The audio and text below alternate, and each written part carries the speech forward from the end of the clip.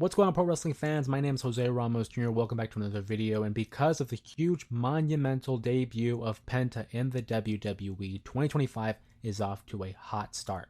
And it's a big year for a lot of wrestlers, a lot of new opportunities for, familiar faces and new places. But for today's video, we're going to be reacting to the top 10 WWE wrestlers who did not live up to the hype. But before we do that, make sure you like the video, you subscribe to the channel if you want to keep up to date with all the pro wrestling content that is produced here on this channel. And with that being said, let's go ahead and let's jump right into it. WWE wrestlers who never lived up to the hype. Number 10, Nathan Jones. Wow, Nathan Jones was labeled in vignettes as an ex-prisoner who now made his way to WWE. Jones was expected to be a big-time player by those backstage in WWE, and these expectations were mainly down to Jones's look, as to his credit, he had an insanely impressive physique. WWE were so sure that Jones was going to be a big deal that he would be presented as The Undertaker's protege, and he'd be initially booked to team up with The Undertaker to take on the duo of A-Train and The Big Show at WrestleMania 19. However, this was changed at the last minute as they realized that Jones simply wasn't ready for a featured match. Following WrestleMania 19, Jones was sent to OVW for more training, and he would make his return to WWE television in the fall of 2003. Upon his return to television, WWE tried to present him as a heel, as they clearly believed that being an ex-prisoner was more of a villainous trait. Yet again, WWE gave him a notable push, and they even booked him to be part of Team Lesnar at the 2003 Survivor Series event. Jones would ultimately fail to make a connection with the crowd, as the Ruthless Aggression era audience just had nothing to gravitate towards, and it certainly didn't help that Jones couldn't remotely deliver in the squared circle whatsoever. The man was clearly as greener as Tajiri's green mist. Number 9, Mabel. In the summer of '95, WWE went all in on Mabel. Based on his booking and by the WWE commentary team telling the audience directly, it was presented as if Mabel was the next big threat in the WWE, and he was going to take the WWE by storm. WWE would continue this push for Mabel by booking him to win the illustrious King of the Ring tournament. This was an interesting decision from WWE's part, as Mabel wasn't popular with the fans, and nobody was crying out to see him being pushed into the main event scene. But they would commit to booking Mabel in the main event of the 1995 SummerSlam, and Mabel would face Diesel for the WWE title. The match was atrocious, and Mabel was reckless and negligent in the match, so much so that Vince McMahon almost fired him on the spot.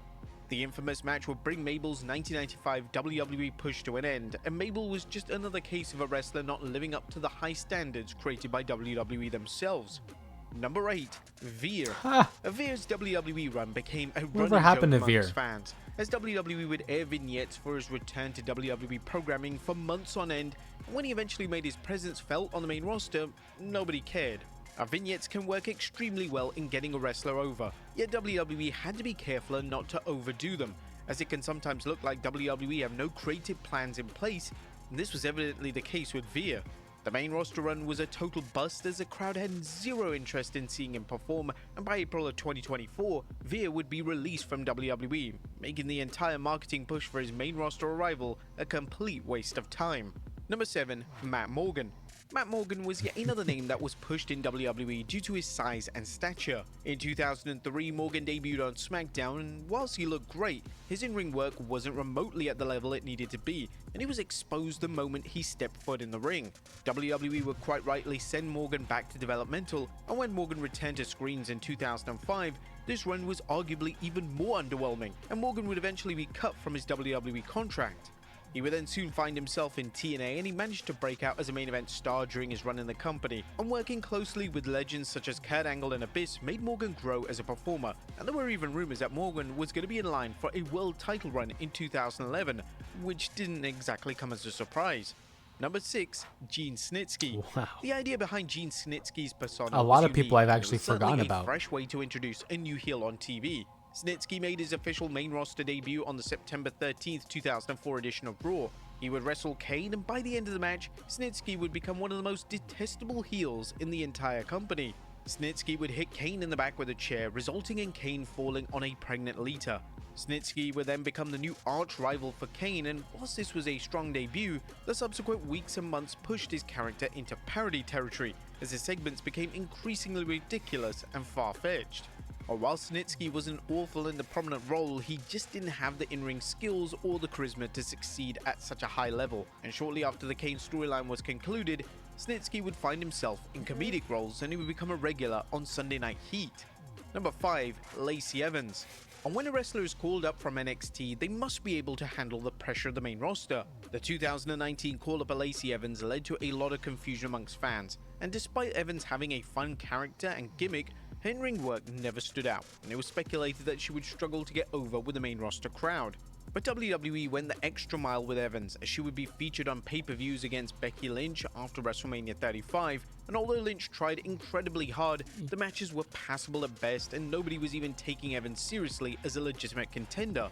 But WWE wouldn't give up, as although the fans hadn't connected with her, they would try her as a babyface and even attempt to repackage her an endless number of times. One time they even paired her with Ric Flair, and this was reportedly going to lead to a WrestleMania showdown with Charlotte Flair. WWE gave Evans opportunities left, right and center, and Evans was unfortunately unable to deliver to the standard that WWE or the audience expected. Number 4. Cara. If WWE holds a press conference to announce a new signing, it's usually a sign that that wrestler is going to be set for greatness. In February 2011, WWE held a press conference in Mexico City to announce the signing of Cara. WWE were of the belief that Cara could be the next big babyface in the company, but they couldn't have been more wrong. Cara had problems almost immediately in WWE, as he couldn't grasp the structure of a WWE match, which led to a lot of confusion in his matches. His matches were often filled with botches and blunders, and rather quickly, the audience who had never seen his prior work would collectively wonder what all the hype was about. WWE were pair Cara in matches with talent such as Chavo Guerrero and even Daniel Bryan, but even these matches were poor. If a wrestler is unable to have a good match with Daniel Bryan, who is considered to be one of the most acclaimed wrestlers of all time, then there's definitely an issue. WWE persisted with Cara's push, but the in-ring work didn't improve, and the crowd slowly but surely lost interest completely. By 2014, Cara had parted ways with the company, but WWE were yet to give up on the Cara persona that they created themselves, as they decided to give the character to Hunico. Number 3. Mordecai. The early vignettes of Mordecai were actually incredible. They presented this image of a wrestler that had a defined gimmick and could in theory be the new arch rival to The Undertaker. There was a ton of hype heading into the eventual debut of the character, but it could be argued that things went wrong the moment he made his first entrance. Mordecai would debut at the 2004 Judgment Day pay-per-view, and the initial presentation was hard to take seriously, as the gimmick and everything surrounding the character looked cheap and phony. The 3-minute match against Scotty 2 Hotty was also dreadful, and the crowd watched on in utter silence. WWE had grand plans for the character, and there were even rumors that a 1v1 matchup between Mordecai and the Deadman was on the horizon, but due to the poor reaction to the character, this was immediately scrapped, and the character was soon cancelled indefinitely. Number 2. Curtis Axel. Aligning a wrestler with Paul Heyman is usually a way to propel them instantly into the main event scene. In 2013, WWE paired Paul Heyman with Curtis Axel, and this was going to give Axel the push that fans had wanted to see for some time. But the pairing was awkward to watch, as there was a distinct lack of chemistry between the two. Heyman's most successful pairings, those being Brock Lesnar, CM Punk and Roman Reigns, benefited from the real-life friendship coming to the surface, but there was none of that present. According to Heyman during an interview with Rolling Stone, Heyman discussed that the bar was set too high with the prior pairings, and this was detrimental to the Axel and Heyman alliance getting over. I think the bar was set so high with the chemistry that Brock and I have, and the chemistry that CM Punk and I had, that it would be very difficult to match that. It's not just a situation of stick manager A with wrestler B, especially when you're shooting for the top. I never walked through the curtain with someone I wasn't trying to audition as a WrestleMania main eventer, and I never want to. And I'm sure the performers I've worked with didn't want to have an advocate whose goal was anything less, but sometimes the chemistry just isn't there. Although the WWE did admittedly try with Axel, by the end of 2013, the writing was on the wall, and it wasn't before long that Axel was moved down the card and the Heyman partnership would cease to exist. And number 1, Ted DiBiase Jr. When the Legacy faction disbanded officially in 2010, it was an expectation that Ted DiBiase would be the breakout star of the group. In reality, Cody Rhodes would take advantage of being booked in character-based roles, and these are roles that Cody excelled in. He was given numerous gimmicks and he delivered the goods, and he managed to get organically over with the fans. Over a decade after the Legacy faction disbanded, Cody pretty much became the face of WWE, and he even main evented and won the WWE title in the main event of WrestleMania. But as for DiBiase, he struggled the moment that the Legacy faction was over. DiBiase, without Randy Orton and Rhodes by his side, quickly faded into the background. He didn't have the charisma or the natural talent to stand on his own, and he was quickly exposed in a singles role.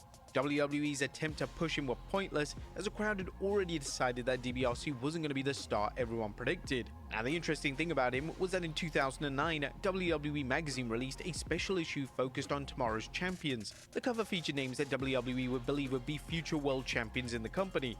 The cover featured DiBiase, Kofi Kingston, Rhodes, John Morrison, and Evan Bourne. When this was released, DiBiase was without a doubt the odds-on favorite to win a world title first, but this never occurred, and only Kingston and Rhodes would go on to reach the upper echelon of WWE. But there you have it, folks, 10 WWE wrestlers who never lived up to the hype. Be sure to leave your comments down below, and I'll see you next time with some more wrestling content. Well, there you have it. Those were 10 of the WWE superstars that just didn't live up to the hype. I mean, there were some names there that I had completely forgot about. People like Mordecai, even Ted DiBiase Jr. It's very interesting to see how the WWE is a machine who is consistently putting out and preparing the new stars for the future. And unfortunately, for these individuals, it just wasn't the case. You know, Lacey Evans has given many opportunities to succeed, but again, not meant to be for certain individuals. If you liked this video, make sure to give the video a thumbs up. Comment down below some of your favorite wrestlers who maybe didn't live up to their expectations, and be sure to subscribe to the channel to get more information and more content like this on YouTube. Also, please consider to become a member of the Main Event Mafia, where you're going to get exclusive content that not everybody else is going to be able to see here on YouTube. Of course, my name is Jose Ramos Jr. Thank you for joining me on this reaction video, and we'll see you all in the next one.